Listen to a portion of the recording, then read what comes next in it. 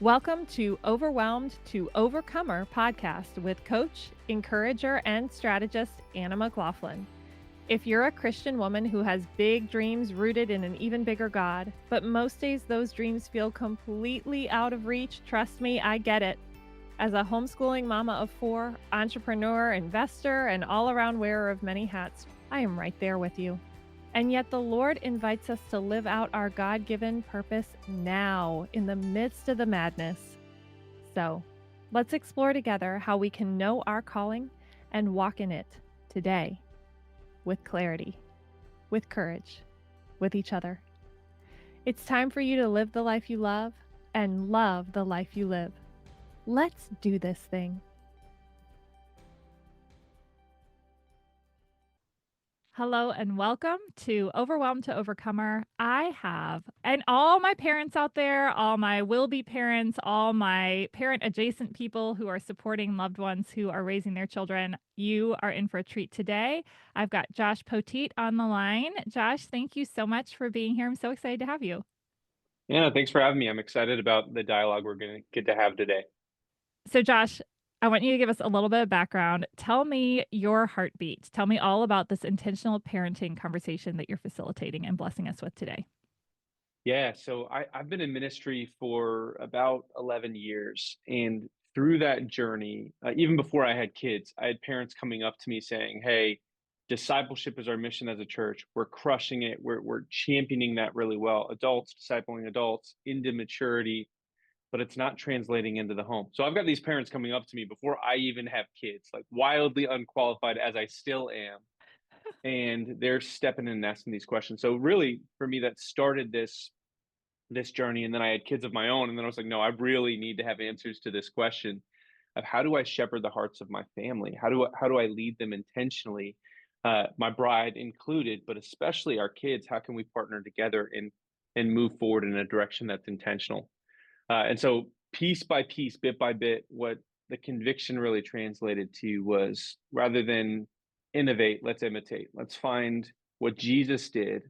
What are the practical things that he did with his disciples? And then how do we scale that in a way that's age appropriate for different ages, and also knowing, like Anna, like we both know, like God didn't print our kids out with cookie cutters. Like they are all wildly different.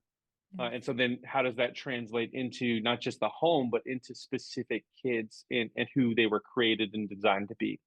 And so that's been a journey, continues to be a journey. It's something that I am deeply passionate about. My co-author, Matt Nations, he's the co-author largely because he's the best dad I've ever known. He crushes it with his kids, and I was like, dude, like we got to work together on this.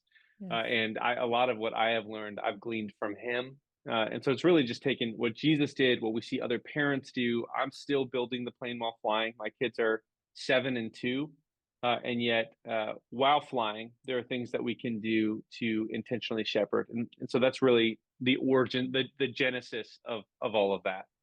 Oh, I love this. I think I will speak for myself, but also just the women I've connected with over the years. I think there's this like secret shame a little bit where it's like we Mm, know that's our work, our most important work.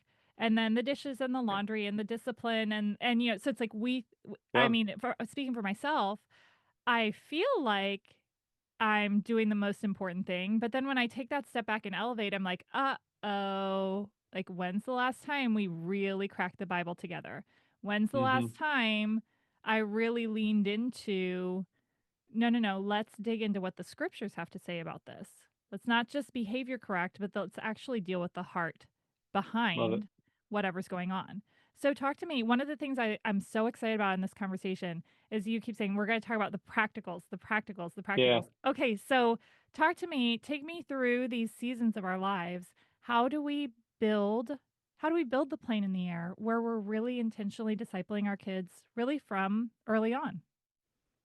Yeah, I'd say step one, it really unpacks what you just pointed to, is that when our kids are born, or they're 7, or they're teenagers, parenting feels like treading water. Like you're just trying to survive. You're just trying to keep your head above the water. You don't want to drown. And the problem is, if I am treading water and living in a current, I'm being taken by it. The only way for me to shepherd my family intentionally is to have an intentional destination mapped out, and then to drive my family intentionally in that direction. So I would say step one for any parent, whether you are brand new, expecting, or your kid is much older, like you haven't missed the boat on this. Like today is the day that you can start and mapping out an intentional destination. Where do you want to lead your family to? And so practically, my family, we've got a destination that has three parts to it. We want our kids to love God, love others, and enjoy us. That last one being like we want them to want to be around us when they don't have to be. And what that is it's not just language or something we say, it's a filter for us. Every single thing we do in our home is built around that destination. Do we have dinner every night together as a family? Yes, because of the destination we're going to. Am I a soccer coach, even though it is the only sport that I have never played in my life? Yes, because that's about the destination we're moving to, and that's something my daughter enjoys and loves doing. Everything we do, and then also flipping that because everything I say yes to, I say no to something else. That filters also how we determine what we say no to. We don't have our kids, and this is our personal conviction. They don't do more than one extracurricular at a time, and the reason is I don't want to have our schedule so full that we lose the opportunity to be intentional. And so, really building out that destination, which should become the filter of every family, is step one. I would say for any intentional parent. Okay. Now I'm going to underline this because this is so important. You said everything that you say yes to is a no to something else. So it's here's what I'm hearing you say, and tell me what I'm missing. You first identified your values as a family, what you're driving towards. And that's the lens through which you filter all your choices. Is that right? That's it. Okay. So step one is know where you're going. Yeah, and I think that's the tension for most parents because your kids come out, they don't come with a tutorial. You're trying to survive. You don't know how to change a diaper, or at least if you're like me. And I practiced on kids at church, like which I guess maybe you're not supposed to do, but I did, and I still had no idea. Like I still don't know how to do a swaddle. Like I'm the worst swaddler in the world. And so you're trying to do all of that. Meanwhile, okay, wait, hold on. Now I'm supposed to lead, and it's hard. Like it's what I don't want this to do is to be like heaping shame or guilt on parents who are like, man, I've been doing this for 10 years and I haven't had a destination. Mm. Again, like start now, start today. Like there is a point where they were wandering in the wilderness, and there was a point where it was time to cross over the Jordan River. And so for us, like let's move towards the promise that God has for our families, which means starting now and not letting lies, shame be heaped on us, but be encouraged. Like God is with you. You're not alone. Like if you've got a relationship with Jesus, He has not left you alone or abandoned to do this parenting thing. And hopefully, and this isn't true for every mom that's listening, but hopefully you've got a partner in this too to help you carry the vision and journey of your family. And that's a beautiful win as we step forward towards that destination that we've built out. Oh, okay. So I want to pick your brain a little bit more on this because I think this is so important. How so say that the person who's listening, they're like, okay, I haven't really identified a vision yet. How do they know when they've got one? Not that it might, I mean, I don't know, have you edited yours along the way, or was it like we locked in and when our oldest was a baby and we've just gone forward since then? What does that process look like for you, and what about the person who's just getting started? Yeah, so I would say it's got to be biblical, memorable, simple. If it's overcomplicated, because sometimes like I'll get in this path of like, well, it needs this and it needs this, and hold on, I like strawberries, so throw strawberries in, and it's you put too many things in, it's not memorable, it's not helpful. So I said keep it simple, keep it biblical. For us, like, and we encourage families when I'm leading trainings or giving sermons or whatever. Like this is the destination that I point families to because this is the one that like I really think is simple enough for us to remember. It's heartfelt enough for us to want to wrap our lives around it, and it's fully biblical. And so if you don't have one, just take it. Say you made it up yourself. Don't care. Just like Yeah. run with it because your family is more important than um, being overly creative. Now, how this maps out is going to be very different. Like you can, if I live in Seattle versus I live in New York, and I'm trying to go to Miami from both places, like the route you take is going to be very different. And so knowing that we can have the same destination and still take very different footsteps along the way, you need to know that, because if you start looking at other families and you look at their kids, or the Instagram highlight reel, and you're like, oh, they're crushing it. Like they're clearly like, and they're destroying me. I'm a terrible mom. I'm like a terrible dad. Like lies are going to sneak in. It's a different journey for every family. And Mhm. so the destination is step one, but then how that actually maps out in your life is going to look different. I would encourage families really just take the destination that we've mapped out and then figure out the steps you need to take along the way, which is where it gets even more practical as we move forward. So, here's what you kind of blew my mind a little bit in this. I'm really like I'm a little bit allergic to kind of that forum shopping of like I'm going to compare this piece of this person's life and this piece of this person's life, and what we end up doing is creating a map of shame for ourselves. Well, they're better at Mm, cooking, and they're better at taking care of their home, and they're better at aesthetics, and they're better at patience, and now I'm terrible at all of it because I've just kind of cherry picked everybody else's most perfect excellent things that they do and totally missed my own unique gifts and callings. But what I love so much is we can take the vision, we can kind of borrow your vision if we need one. Tell me if I've got it. So we yeah, love God, we love others, and enjoy us. Those are the three. that's it. Look, Yeah, and like I heard it once and I've got it. Okay, so literally, friend, like just grab it. If you come don't on. like don't sit down and like take if don't well here. If you're going to sit down and take an hour and really get clarity and get it in your own words like today, that's great. If not, grab Josh's and you've got a place to start. And what I love so much about this is you set it gives us a place to set our gaze. And then like you said, now we don't need to steal someone else's strategies and pile on shame. Not that we're not going to kind of shop from all of these pieces of Sure. wisdom you've got, but it's like we don't need to say, well, it has to look this way and it has to look this way and it has to look this way because we just set our sights. And then we're going to be so much better Yeah. able to filter through. So, oh, I love this so much. Okay. So we know where we're going. Now talk to me about just some like give us a little sampler platter. What are some of the things that have just become rhythms that you or the people you work with have drawn in to really kind of be able to point to and go, okay, I know we're doing discipleship because we've committed to this Yep. practice. Yeah, there's a lot that we can do, and I just want to know. I want everyone to know that this is not an exhaustive list. Like you can come up with your own things. Like God made you creative to be able to build this out for your family, and what works for my family and my home may or may not work for you, and that's okay. And so there's a several things that we do in our family that I love and that's helpful for our kids. One, I call it playing I Spy in Deuteronomy 6, which is really like the Great Commission before the Great Commission. Like it's the Great Commission of the Old Testament, where Moses is having this conversation. Really, it's coming from God of like, hey, wherever you walk, there's going to be these 12 stones set up. I've already talked about like when you cross the River Jordan, there's 12 stones they set up to remember that, and basically God's telling the people, hey, when you're upright, when you're laying down on the grass, when you're journeying, whatever, as you pass by these stones, your kids are going to ask about it and tell them about what I have done here. And it's really this idea of intentionally looking for opportunities. So this is where the phrase I spy comes from, looking for opportunities to find the fingerprints of God and point them out to your kids. And what's fun is they're better at it than you. Like that's just the awe and wonder that our kids live in when they know what those fingerprints are, because they're asking questions that you've never even thought of.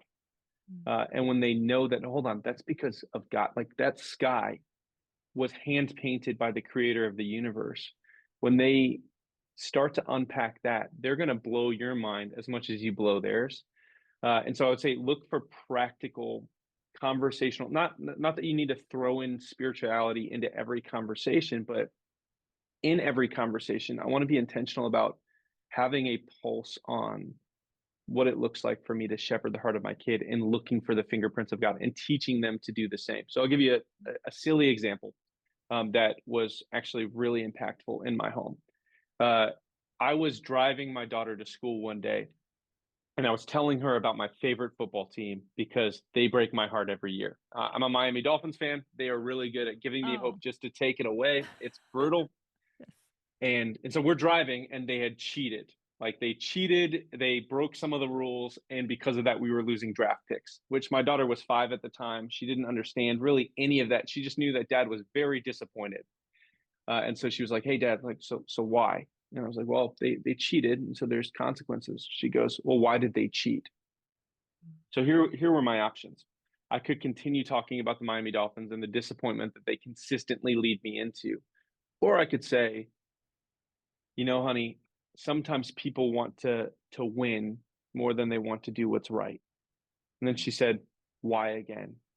Well, now we're talking about sin. Like we're not talking about like I don't know what the general manager is doing. I don't know what the coach is doing. I don't know their why, but I do know about sin and why we desperately need Jesus. And it shifted this whole conversation from a team that breaks my heart to a truth about God of why we so desperately need a savior. Mm. And that's just one easy example of I Spy, where I was like, "Hey, hold on, we're not talking about this anymore. I don't need to keep driving to football." She's asking about sin nature, and she's asking about lostness and brokenness, and why she's going to make mistakes in the future, why her dad makes more mistakes than anybody else she knows. And so I Spy is a really easy practice. One really super practical way to institute this in your home, because it takes practice to get good at seeing God's fingerprints. It really does. And so you're not going to be an all-star right away. Maybe you will. I wasn't. But when we sit down at our dinner table every night, the question we ask is, "Where did you see Jesus today?" And it's a practical, like your kids engage in it. I mean, you can have fun with it. Like our daughter answers for our cat. Just to have fun. She's like, "Well, I don't like people, but this is where I saw Jesus today." We're not even sure, like, can cats really even know Jesus? Probably not. But if you're a cat person, I'm sorry, I'm not. But we Let it but be we have known. fun with it. We Yeah. have fun with it, right? And so like I get to share it, and she gets to share. Well, you know what? He helped me be brave because fear is a thing for her, and she was trying to climb something. And she was like, "I prayed before I went, and he helped me be brave." Like that's kingdom victory that without playing the game, without playing I Spy and being intentional, we wouldn't have insight on into the heart of our kid. And the other piece is we have people over at our home all the time. Some are saved, some are not. All are playing. Like it might make you uncomfortable. You might not know how to answer it, but we want our daughter and our son to be raised up in a home where we're not afraid to talk about God in front of people who maybe don't know. And so again, we're going to play I Spy. And if you're going to be on the journey towards the destination we're moving towards, at some point you're going to play too. Oh, wow. I love that so much. And it brought to mind, I once heard a pastor say, every story shows the presence of God or the need for God. Mm. And so we are without like there's no deficit of opportunities to shift this conversation. And really all you did was just elevate a little bit above the specifics into what is the nature of humanity, what's the nature of God, and that's it. All of sin and Mm-hmm. fall short of the glory of God. Therefore Come on. Christ came, right? And through his sacrifice, we're able to have access to the Father. And that's it. Like again and again and again and again, every story can point to the need for God, the presence of God. Oh, that's so good. Okay. All right. So, practical challenge for you, friend, today: play I Spy. Come on. Just play I And Spy. here's the beauty of it, not to overharp it, but you There is don't no need to be overharping. So good. a theological scholar to be able to do this. Like I Spy, kids are genetically designed to play I Spy. You're just retooling it in a way that helps them grow in their faith. And so every Christian, I would say, we should understand like the basic themes of the gospel, the basic nature of God. And if you don't, like, great, like dive into that, like focus on growing in that. And if you do, you're already equipped to play the game. Now they're going to ask questions that you don't know the answer to, and there's a response that we should practice that we'll probably end up talking about later in this conversation. But ultimately, playing the game, having fun with like let them know that faith can be fun. Play together. And I love too the fact that this makes us fellow sojourners with our children. And so we don't have to have all the answers. We won't have all the answers. I mean, nothing like going toe to toe with a kid and having a conversation where you end up in waters where you're like, too deep for me. I don't know. And I Yeah. think we should touch on that now. What's the answer? What do we That's say when we're in those uncharted territories? Yeah, there's a entire chapter in the book on this because this is like the key theme of any leadership. This isn't just parenting. And I think I don't want to overgeneralize here. I think women are actually a lot better at this than men are.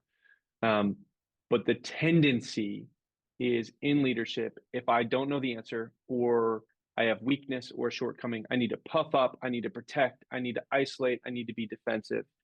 I think that men tend to lean a little bit handling this far worse in this because there's just this idea of like I can't be weak. I've got to protect my family. I got to be in charge. I got to be the provider.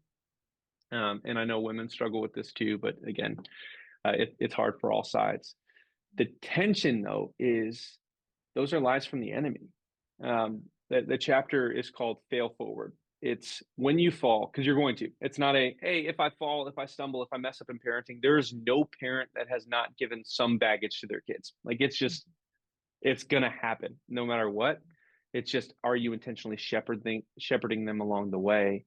And so when you fail, it's take ground for the kingdom. That's with your testimony. That's with your mistakes. And so there's two phrases, one that directly answers your question, two phrases that parents should really know and be equipped to use as often as they see fit and as often as possible. When your kid asks a question that you don't know the answer to, and they do, like every kid is asking questions you have never thought of. And the phrase goes like this: I don't know, but let's find out together. It's too often kids will ask questions, especially about God, but they'll ask questions and we'll go, well, because the Bible says so, or because I said so, or the ultimate cop out, because God works in mysterious ways, and he does. And yet, there are often answers to these questions if we would only look. And so rather than saying, hey, you need to have a blind faith, which is not biblical, like God calls us to have a deep faith, but not one that is blind. Like his evidence, again, we're not playing I spy for nothing. Like the evidence is there. And so because of that, when they ask a question, we want to be faithful with their questions. What I have found, Anna, is if I am faithful in the small questions, they will trust me with the big ones, which means that when my daughter asks, why are strawberries red? I have no idea, tiny human, but let's find out together. Like, let's figure it out because I want her to later come when her friend is struggling or when she sees a tragedy. She goes, Dad, why would God let this happen? Yeah, sweetie, this is hard. Let's dive into that. Or if you don't know the answer, I don't know, but let's find out together. It's a journey, and if we have the humility to say, I don't have this all figured out, and yet I, like you, can be a lifelong learner. In the same way that we're meant to do it with our spouse, right? Like I never want to get to a point in my marriage where I'm not studying my bride. Like I want her to be like, I want to learn more and more about her. And my wife, she changes with the rising of the sun. Like it's like, I kid you not, her favorite color is different every day, which is both troubling and exciting for me. But again, like my role is like I'm a student, like I'm learning about her, growing in my relationship with her in the same way I want to do that with my kids, and I want my kids to learn that that's what we're doing with God. Like God is infinitely more than we could ever hope, imagine, or know, which means that there's no point where we're going to reach that, well, I know all of it. And we know that's true, but in practice, we don't want to say, I don't know. But the phrase is, I don't know. Let's find out together. Take them with you. Mm. Something something about the way you said it, I just felt that hit in my heart of just deep gratitude where when we hold that posture with our children, it's like we grow in Christ. Like this is just it's how the kingdom Mhm. works. And this is how you know you're on a kingdom truth is when it kind of just hits your heart with that tenderness of just, oh, it's so much better than we think it is. So we tend to think, oh, I've got to know. If I'm going to disciple, I have to know so that I can impart.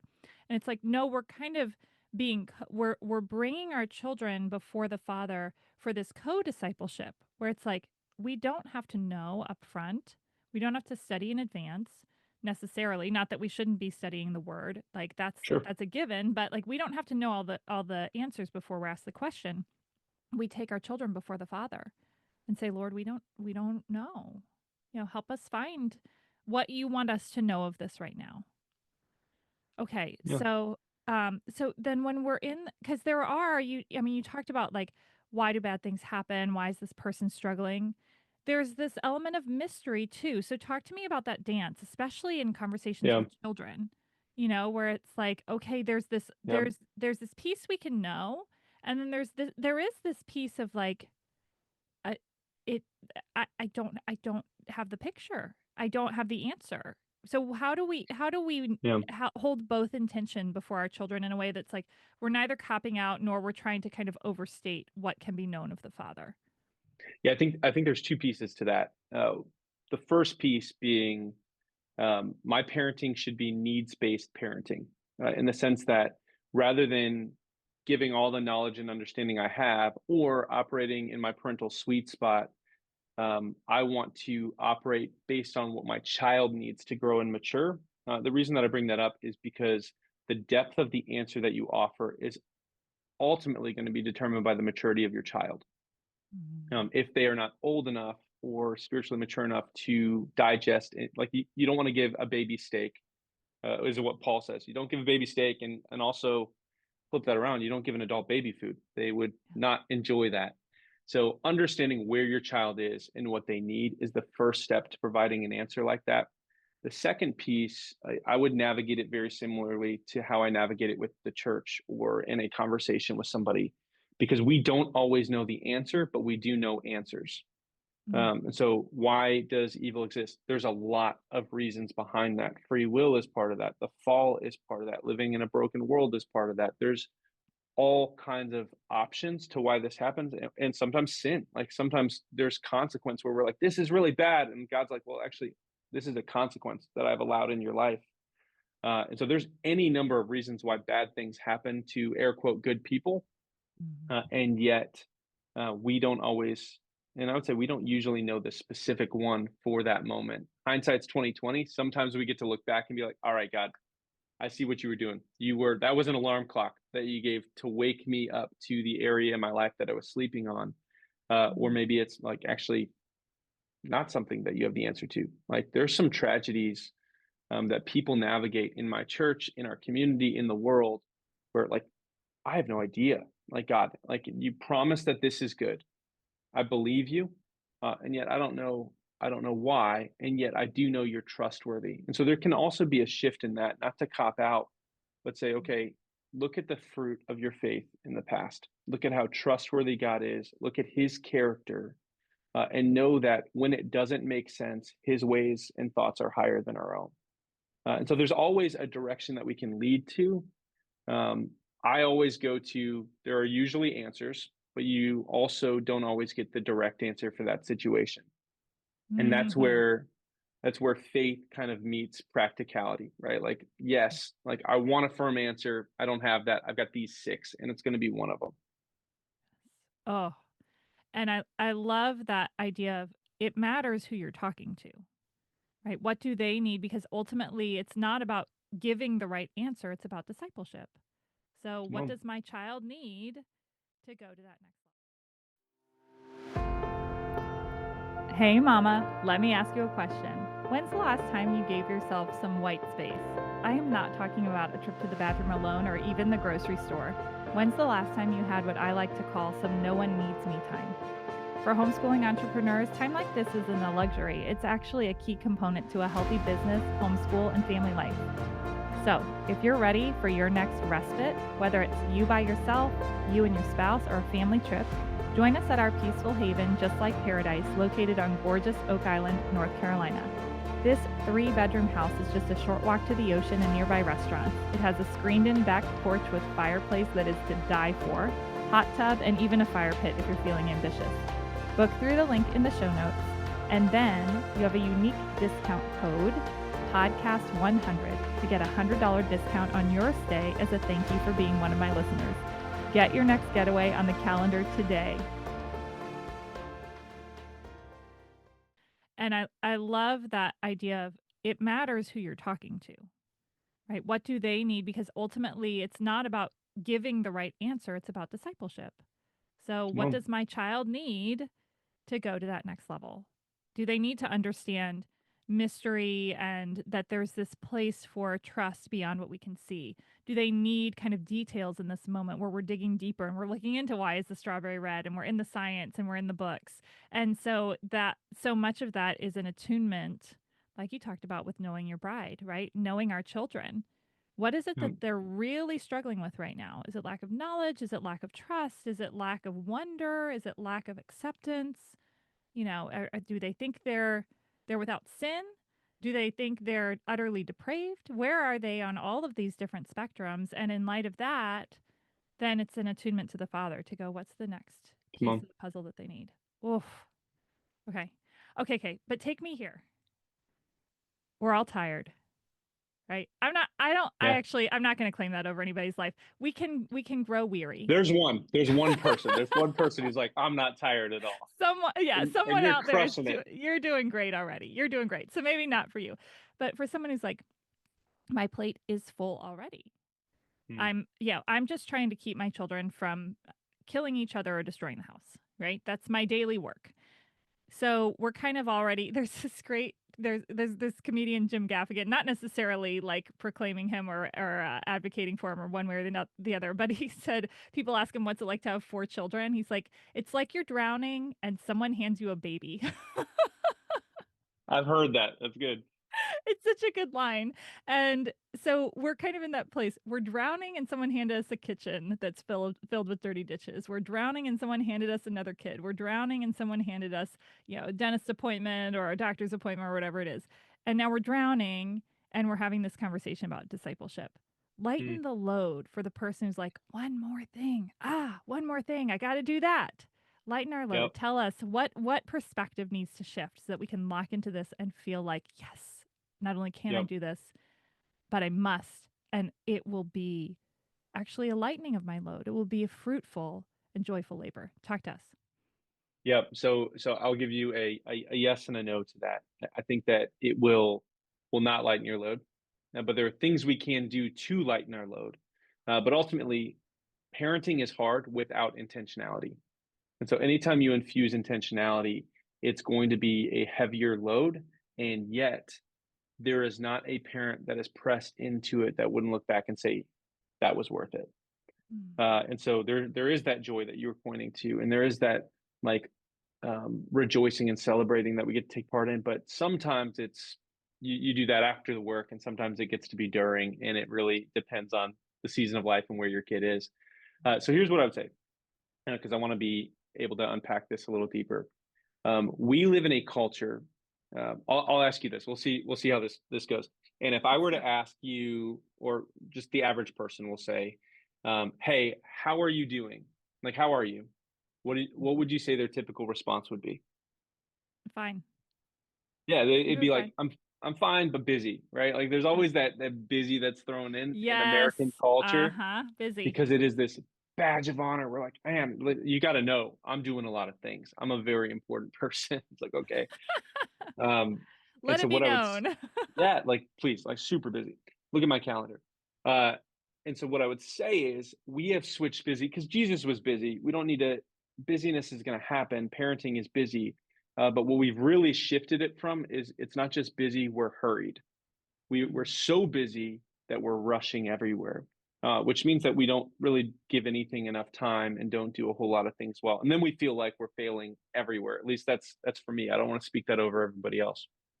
And so, first thing is know that going back to everything I say yes to, I say no to something else, which Mhm. means that I want to say yes to the most important things. And there are things in our calendars that are busying Jesus right out of it. Our calendars are so full right now. Like, you were created to lead your calendar. Your calendar wasn't created to lead you, which means that honestly, like, I would encourage parents, and I do encourage parents, and this is an ongoing thing. Like, it's not just once, but sit down, look at your calendar, and ask yourself, what are the things that we need to cut out to create margin and space for us to be the parents that God has created and designed us to be? And that's, like I said, ongoing. This is a monthly battle for me and Jenny because my schedule fills itself. I don't have to do anything. It finds a way to do it. Throw in kids and they're helping you fill that schedule, right? And so we need to figure out what's most important. And sometimes that means saying no to things that are good, like just knowing, like, hey, that's a good thing. That's a good thing that I want to do. But just because it's good and good for you to want to do it doesn't mean you should do it. Like David wanted to build the temple back in, I think, First Kings 8, maybe, where he wanted to build the temple. And God said it was right for him to want to build the temple, but it wasn't for him to do. And God was talking to Solomon, whose role was to do that. Just not everything you want to do is meant for you to do. The second thing after you clear your schedule is make sure you're getting what you need. You got to put the oxygen mask on yourself first. I would say self-care is way overhyped in our culture. Like you should care for yourself, and yet it shouldn't be this selfish mentality of mama, dad is just going to do whatever they want. Like that's like if dad is out playing pickleball every evening and not intentional with the family, like dad, you're missing it. And yet getting what you need. Like I know I need a physical outlet. I might not play soccer, but I play a lot of other sports. And so just knowing that, like, I do need that. Like once a week, I need to be able to go out and dominate somebody in something to feel like I'm winning in life. Like that's what I need. So that's what I'm going to do. And yet self-care, don't overhype it to a place where I do that so that I am effective in my home because I need that physical outlet. It might not be that for you. It might be reading a good book or getting, like, I know for Jenny, it's getting away alone and just thrifting. She doesn't even need to buy anything. She just needs to go to a thrift shop and just wander, which is makes 0% sense to me. But I'm in. Like she Yeah. needs it. We're going to create it. space for it. Mm-hmm. And so that's the second thing. Make sure you're getting what you need, not just from a physical outlet or thrifting standpoint, but spiritually. Like, are you in the word regularly? Have you set up that cadence? And the third thing, and this is the most helpful when you talk about already being busy and knowing that even when you cut things out of your calendar, you're still going to be busy. Like life is still going to happen. The third thing is we have this idea that discipleship is another thing versus inviting them into what you're already doing. So Yes. the example being, and I don't usually take my daughter to work because I'm less effective that way, but like we got this new office and I was setting things up and hanging things. She helped me hang the pictures. She learned how to use a level. Like she learned how to use the drill, or actually we've been using a drill for a little while now. I'm taking her with me on something that I'm already doing. Caveat, you will be less effective when you bring your smaller kids with you. There's a rhythm in our house. When I am sweeping or vacuuming, my daughter is mopping behind me. We're doing it together. She's not alone. But 9 times out of 10, I have to put down the vacuum and say, hey, baby, like this is a spot that you're missing, or here's something that will maybe help you do this a little bit better. But I'm taking her with me along on the journey. And there are times where she's exhausted, especially when she was younger, because she's been doing this since she was 3. And let me tell you, not an effective mopper at that age, just not very good at all. Shocking. I know. Something wrong with that. How could she not be It's perfect crazy. at 3 years old? It's crazy. But there are going to be points where it's like, all right, baby, you did your best. Like you crushed it. Now it's time to ride on dad's shoulders as his back aches, and I'll finish the job with you on my shoulders. Like taking our kids with us is going to cost something. There's going to be a broken dish along the way. Like we have lost some dishes because she's helped me do the dishes. And yet it's building that relationship, right? Like I want my daughter to know, one, yes, if it's faith-based 100%, but also if it's life-based, like I want my kids to enjoy being with me, which means that I'm going to take them with me on the things that I do. Fun example. And I've done this a little bit with Ezra, but he's 2 and he's a wild card. But I've taken Lila. I like playing disc golf. It's one of the nerdy things that I like to do. And I've taken my daughter play disc golf with me since she was 2 years old. I have been disqualified from 3 tournaments because she's needed a bathroom break halfway through. She does not make me better. Like she doesn't. And yet it's fun. And if you were to ask her if she loves disc golf, you could ask her right now, do you love disc golf? And she would say yes. And she would have said that 2 years ago. Catch being 2 years ago, she didn't even know how to score or what disc golf rules were. She didn't love disc golf. She loved being with dad. Yes. And now she's winning tournaments on her own. Like she's playing, and I get to go be her caddy. And that's not always how it works out. But the point is, I have invited her into my life, especially in the areas where it would be inconvenient for her to be there. And we've had a really good time doing that. And so that's what I would say is there are things that mom, dad, you're doing where it would be easier to say, all right, go watch TV right now so that I can cook this meal, or so that I can build this piece of furniture, or so that I can play this board game uninterrupted. Or you can invite them with you and build the relationship. And also, as you build that relationship, it opens up those I spy moments. The more time I have with someone, the more fingerprints of God I get to share in with them.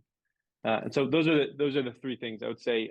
Just recapping real quick: create margin in your life, get what you need, but be intentional about it. Don't overhype it, and then invite them into the things that you're already doing. Oh, it's so powerful. And I want to underline that if we try to, like, when we're trying to fit it in, we're already out of order. Like we've already got it backwards because Yes. and there's that kind of visual that people use of it, you put the big rocks in first, and if you don't, and you can see it on YouTube if you haven't seen this before. It's one of those images you'll never forget. The idea of like there's the big rocks, there's the pebbles, there's the sand, and then there's the water. And if we start with the little bitty things, we kind of wake up and we roll into the day without any intention, and we're just operating by doing the little things. And so first I put in the water, and then the sand, and then the pebbles. There's no room for the big rocks. And what you're saying is big rocks first. And when we start that way, everything else fills in. The whole thing fits. And that's the visual representation of seek first his kingdom and his righteousness, and all these things will be added unto you. And oh gosh, now I need the verse. Do we know what the things are, Josh? What are all these things?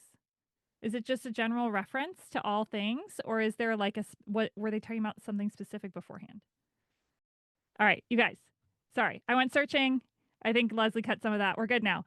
Okay, this is in Matthew 6. So it ends, seek first his kingdom and his righteousness, and all these things will be given to you as well. Beautiful verse, but what are all the things? So in the passage before, it was all about worry.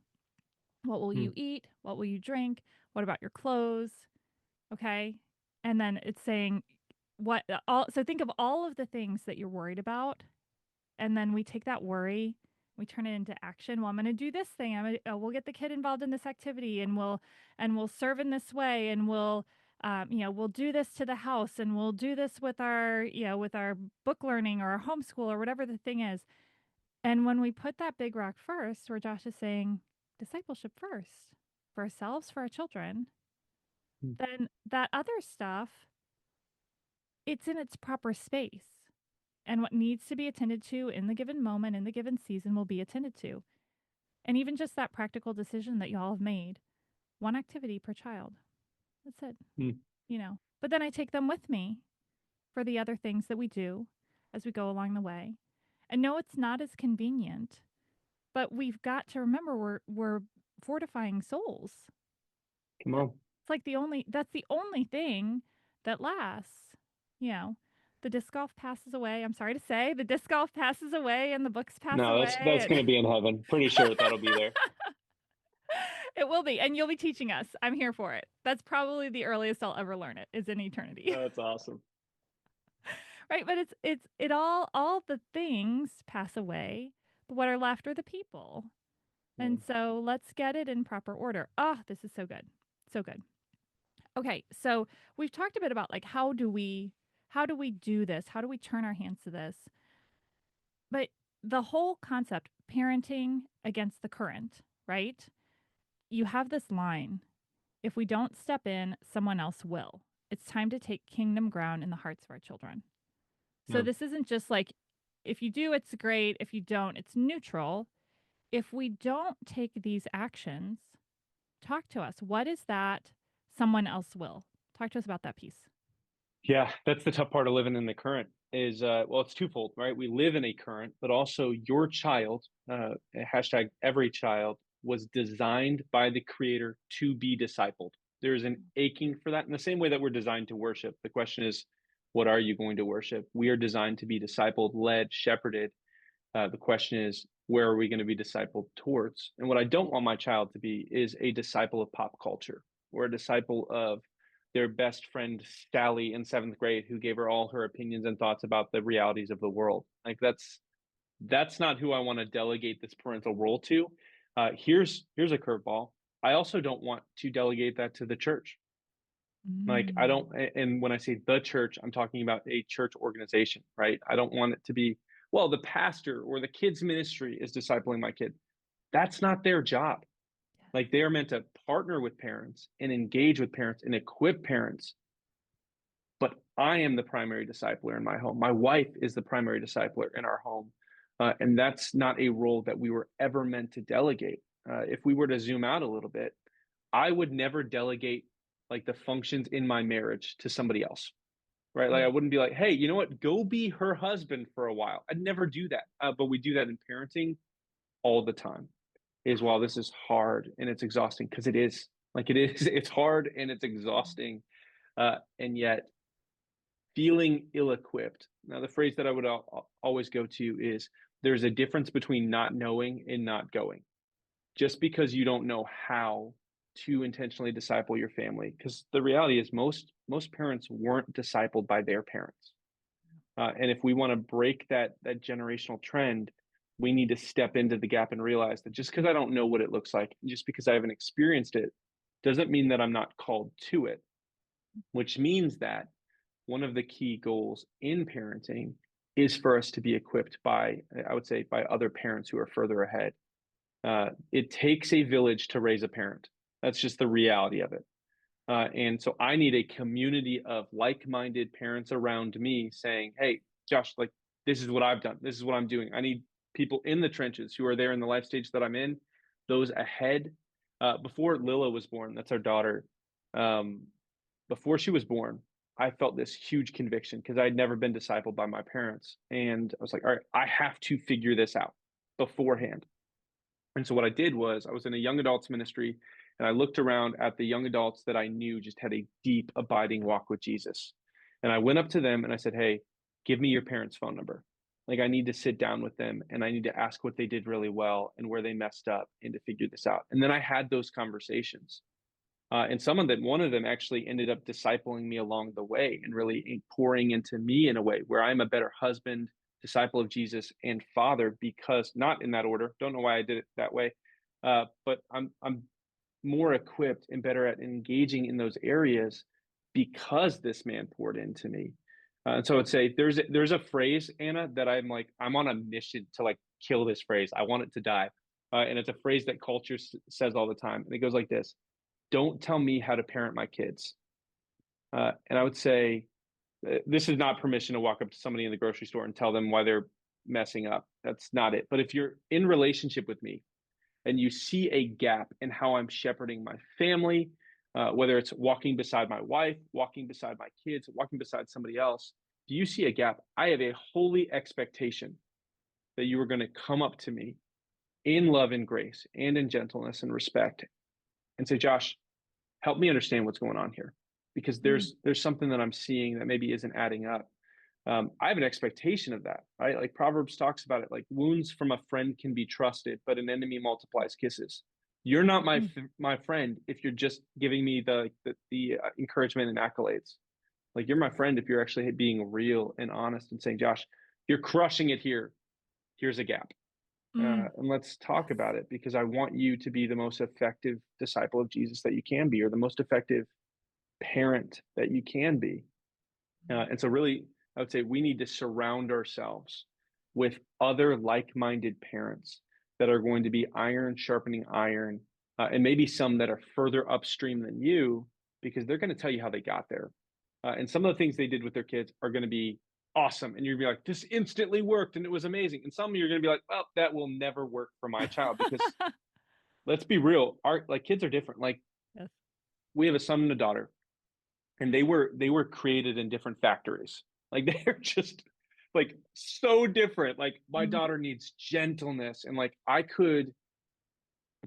wouldn't or try not to, but I could destroy her with a word. Like Yeah. she just needs extreme gentleness. And my son is a wrecking ball that is ready to just jump off anything. He'll figure out if the branch can hold him after he climbs the tree. Like that's how he is. Yep. And so they need very different things when it Yes. comes to encouragement, when it comes to discipline, when it comes to what. So our kids are different, and so engaging with other parents who have been there, some of the stuff will work, some won't, but all of it will help point you to the destination that you're leading your family to. And so Mm, surrounding yourself with other parents is absolutely essential. that's so good. All right, so that reminds me of one more thing that we had to make sure we touched on because I think this is a place where we get stuck. I want to go so many other places, but I think I'm gonna cap myself here. Okay, I don't want to, but I'm going to. Okay, talk to me. Most of the people, probably just about everybody that's listening, is a woman. I think one of the challenges that at least I've kind of had this seesaw in my own brain as a wife is my husband is the head of our home. He's the spiritual authority in our home. And so talk to me about the role for us mothers in particular of how do we walk out this role of discipling our children and lean into it. Okay, let me ask it right. Let me make sure I can phrase it right. I think we're gonna get there either way.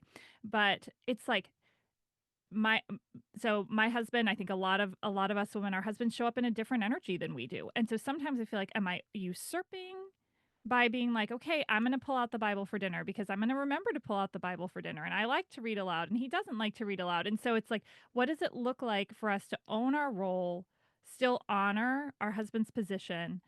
And not abdicate. Like what's that channel that we're walking down with ditches on either side, it feels like. Yeah, that's good. I think step one, and this is actually, it feels like the most common sense answer, and yet, you know how like when you get so zoomed in, it's hard to see the easy, obvious answers. Yeah, yeah. Yeah, zoom me Um, out. Take me back. yeah, like I'll like people will ask me a question, I'll be like, I got the answer, and then I'll be there, I'll ask the same question, they'll be like, Josh, we went over this last week. You're right. You're right. And so I would say sometimes we get so zoomed in. Step one should be have a conversation with your spouse and ask that question Mm, of like, hey, how can we, and the language should really be, how can we partner together? God made you different in the same way your kids are different. Like God made you and your spouse different with intentionality, which means that my strengths might be the weakness of my bride, and her strengths are, I'll speak for us, 100% the weaknesses of me. Right. And so we are, in a lot of ways, I would say we're the perfect team. But if we don't communicate about that, it's going to feel like a competition versus unity. yes. And so, step one, have the dialogue of, hey, how can we partner together to lead our family intentionally? And then really start to play that out with intentionality. So, I'll give you an example. I am the like quiet time. That's my rhythm. Like I need to get in the Word with Jesus, which means that I need to set up a rhythm. If I'm going to take my kids with me, I need to set up a rhythm where I'm inviting them into it. That's how I'm built, right? My wife still dives into scripture. She still does that, but she does it very differently, and she needs to do it alone. I'm like, I'll go to a coffee shop with my kids every Friday before I drop Lila off for school. We're in a coffee shop. We get in the Word together. Our quiet times look different. She doesn't always write it out. She draws a picture of what we read, but we're really pressing into the Word together. Jenny is the one who's like, hey, we're gonna have worship music on in the house 24/7, and we're gonna be jamming out, and we're gonna worship and praise Jesus, and we're gonna have conversations about that. We're built differently, and that's beautiful and good. But if we don't have a game plan on how those differences, it's kind of like this: if we're on a basketball team and I get upset because my wife is always scoring the points, Mm, um, well, then I'm not operating as a team. I'm being selfish. But if I realize, hold on, I'm really good at passing the ball. I'm a horrible shot, but I'm so good at passing. She's good at shooting. So my victory is when she scores and I gave her the ball. Like that's unity. We are a mhm. team versus individuals operating in a sport. And Yes. so that's too often I would say the marriage mindset is me versus her. or Mhm. her versus him, when really it's meant to be like your victories are my victory. Yes. Like I get amped up. We do this with our kids actually really well. Like when your kid hits the first grounder, or my daughter, she got her first birdie yesterday. Was it yesterday? No, on Sunday for Father's Day. I told her, I was like, I want you to get your first birdie for Father's Day in disc golf. And she Oh. did it, Anna. She did it. I got it Yes. on video. And I lost my mind. Like that was better than me getting an ace. Like it was so fun for me. We do this as a parent, but when your spouse does something really well, it's like, well, crap. Like I should have been the one to do that. And that is not biblical. That's not good. That's not unity. If the target of marriage is God's glory experienced in oneness together, uh, then I am not living out that oneness if I'm in competition. Yes. And so I'd say that's really kind of like getting to the heartbeat of your marriage. Are you a team partnering together on the mission? Mhm. If you are, great. Have a dialogue of how you can do it even better, because you can. And if you're not, that's step one. Like, hey, how can I care for you? Because I want to shepherd my kids' hearts, Mhm. and we're not going to abdicate that role. Yes. So, how can I care for you in that? What roles do you see yourself gifted at that you would really want to champion, that I can help you in? And what roles do you see me being stronger at that you can help me champion? And if you Mm. can shift that, you might become a really effective team for the gospel. Yes. Oh, I love the openness of that question. And I think especially for who, and I mean, I know for a lot of my people, there's that sense of curiosity and constantly trying to level up and what's next, digging in. And so just coming with that question from a place of openness and going, what do you think? What could this look Mhm. like? Ah, that's it. That's so good. And then jumping back to hindsight, right? So that's the proactive conversation, which anytime you like, just spoiler, anytime you can handle conflict proactively, it goes better. Like Yes. it's weird when emotions aren't there, it just happens to end up a lot better. So doing it proactively in advance, hey, how can we partner together moving forward, not in the middle of a conflict or a fight? Mhm. And then the second part is setting up rhythms. And this is something my wife and we really enjoy this. Like we have a rhythm where we call them check-ins, and we just sit down. She has a glass of wine, and she'll sit down there. I don't drink, but I'm there goofing off, being me, making fun of her or doing whatever we do. And we sit there and we just ask intentional questions of like, hey, how are we doing in our marriage? Like, how have I been as a husband to you? How can I love you better? How are we doing with our kids? And really having a checkpoint to check in, and a regular rhythm for it, because you live in a current, you've got a destination, you're pushing upstream, but the current's pulling against you, and drift is going to happen. And you need to have anchors set up to prevent drift is going to happen, but you don't want to use that as an excuse to prevent huge drift or even a turning of destination.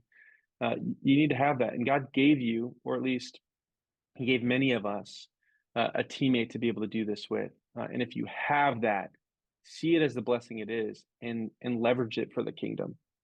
Oh, I love those check-ins. That is love. And I love how you make it lovely. Like you are yourself showing up, she is herself showing up. That's so good. My husband and I have those as well. And just Mm, that opportunity to elevate and just say, "Okay, what's going well? What needs adjustment?" Catch it when it's little. Like there's that I think in Song yes, of Songs it says catch the little foxes before they spoil the vineyard, right? come on. All right. I love that. Okay. So we're checking in with our spouse, we're teaming together in partnership, and we're choosing to live intentionally, making that the primary big rock of like, how can we glorify the Father through intentional discipleship for our own lives, for our children, for the generations?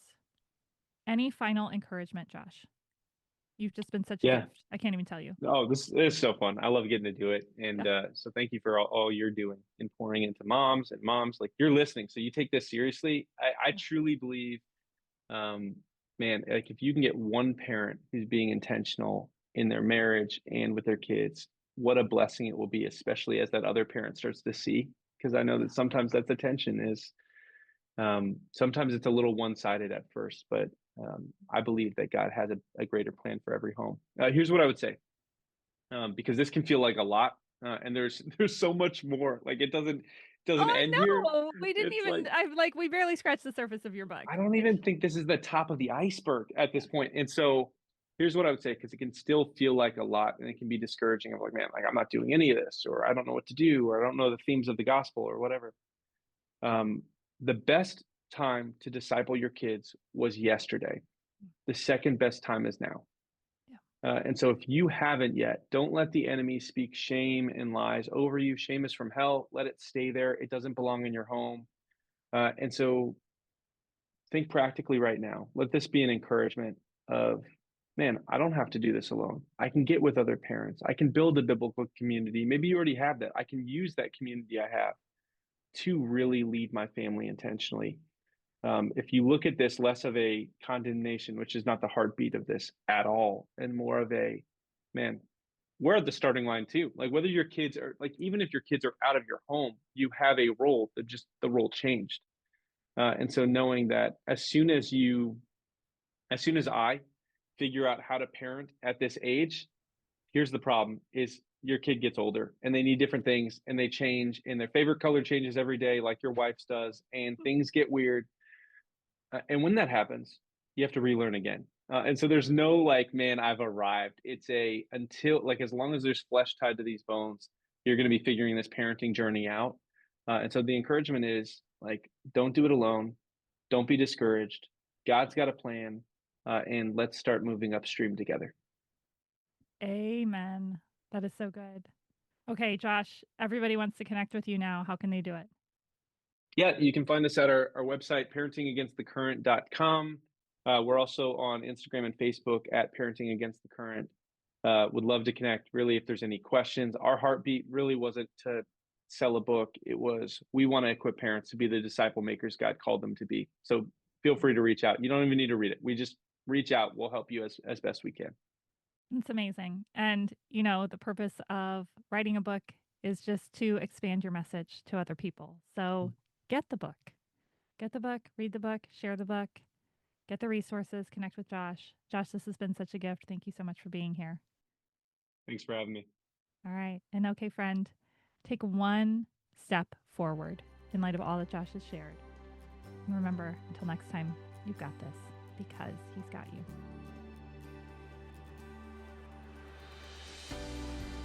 Friend, thank you so much for listening to this most recent episode of Overwhelmed to Overcomer. So listen, the whole idea behind this mission is that when we endeavor to be brave with our lives, we need to do it together. Belonging is key. So if you resonated with the message from this episode, share it with a friend. Do it together. Thank you again, and never forget, you've got this because he's got you.